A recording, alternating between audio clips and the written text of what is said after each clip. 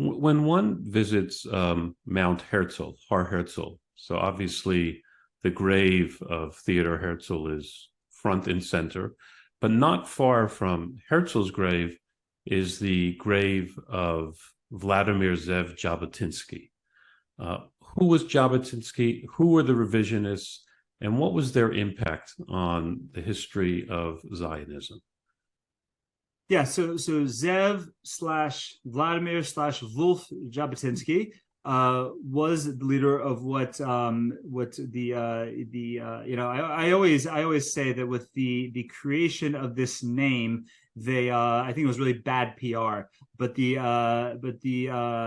original name was Hatzionim Harevisionistim, or Hatzohar is how they became known as, and which means the revisionist Zionists. And I think the problem with that name is well, it explains what they're trying to do. That there was a philosophy of Zionism that had existed for already. The Hatzor really comes about as a movement in 1925. So the Zionist movement, at least as an organized movement, had already been around for about 30 years, and the leading philosophy of the Zionist movement was political plus practical Zionism, the idea of politically and through settling, we're going to take over little bits of the land of Israel and piece together a state. Jabotinsky said no. He said that's not what we're doing. He said that this is the biblical homeland of the Jewish people. We conquered it at the time of Joshua. We conquered it from roughly Beersheba up to the southern part of what is today Syria and Lebanon. We conquered it in the east, at least several hundred miles into what we now call Jordan. And that's the biblical homeland. That's the biblical homeland of the Jews. That's what the Jews have a right to. And that's what we're fighting for. And we're going to fight for the entirety of the biblical homeland. So he felt that the premise of the of Herzl and Lunger and Nordau and eventually Ben Gurion and all of these people was they were just missing the boat. It's not just that the Jews need a home. We once had Israel, so we'll go piece together some state over there. They said, no, this entirety, the discussion starts with the entirety of biblical Israel from the biblical maps of the time of Joshua. That's our map. That's what we're talking about. And to that end, he organized the movement, as we said, at Sohar, and it was more of a hardline movement. It was from its inception, it was a hardline movement. Now Jabotinsky himself, what he really, I believe, deserves a lot of credit for is he was the one who began the idea of Jews defending themselves in the land of Israel. We already had the idea of cross-settlement attacks going on in this time with the Jewish community that was settling in Israel. And Jabotinsky was really the first to organize just protection, shmirah, right? The just protecting the Jewish community. But to that end, that really changes into that's where a lot of the militant ideas come from. As no, this is biblically all our land, and either we're going to get it by hook or by crook, right? You want to do it by politics, we want to do it by the sword. And that wasn't exactly it, but that practically was a lot of their philosophy. And to that end, it becomes an international movement. They are able to start a youth movement, which actually predates the organization of Hatzohar by 2 years. The youth movement is known as Betar, not to be confused with the soccer team in Israel nowadays. But Betar, the name Betar was chosen, number one, because they looked at the Bar Kokhba revolt. Some who say that the revisionists were very extreme say the same about the fans of the Betar soccer club. Right. The name comes from somewhere, right? Mm-hmm.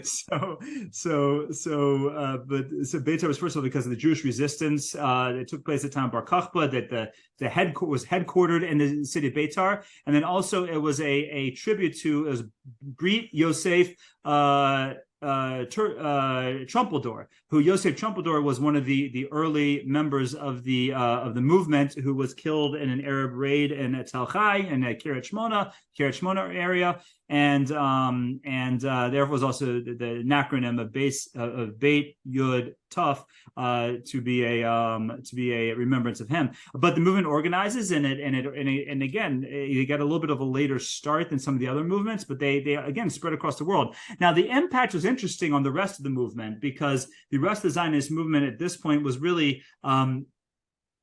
overruled or overrun, if you will, by what becomes known as labor Zionism, led by David Ben Gurion and his cohort. And already at the same time when Hatzor is organizing, that's when we have the Hishtadrut, the labor federations start at the labor movement really start in earnest in the land of Israel. And as far as early impact, I think the early impact of Hatzor on the Hishtadrut and what becomes Mapai and Mapam is that it forces them to coalesce. In other words, once, a lot of times when you have a more right-wing movement established, well, that leads the left wing to be able to organize and coalesce, and any of their fringes come together. So I think from kind of 1920 until arguably 1975, 1976, for almost 50 years, the existence of Soar, which becomes Cheirut, which becomes Likud, is really just helps what initially is called Mapai, then becomes labor, or Mapai splits off into Mapam, becomes labor.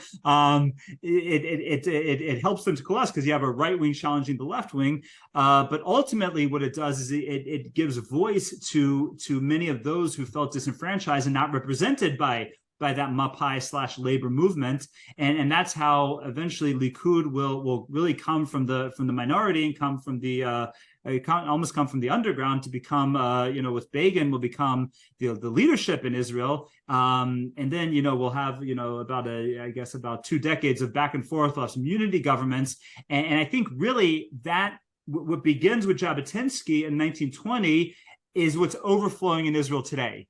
In other words, the protests that are going on right now has very little to do with judicial reform. In other words, judicial reform was kind of the flicker that set off the tinderbox, but it has very little to do with judicial reform. When I here in America and I talk to people about what judicial reform is and all that, and the judiciary in Israel and the need for reform, and they're like, that kind of makes sense, but then why is it causing so much strife? And the answer is because no, it's the fact that it's the the remnants of labor that are realizing that the remnants of the revisionists are in power, and are in power kind of without any hopes of changing in the near future, and that's I think where the civil unrest that's going on in Israel right now is coming from. It's really the 100-year culmination of what began in the 1920s with Zeev Jabotinsky. By the way, it's interesting to mention he's in Har Herzl because he initially wasn't allowed to be buried there. He was because he passed away in New York. And I think it wasn't until Levi Eshkol. Ben Gurion would not let him be exhumed and brought to the land of Israel. I think it was Levi Eshkol who finally let his remains be brought to the land of Israel and be brought to Mount Herzl.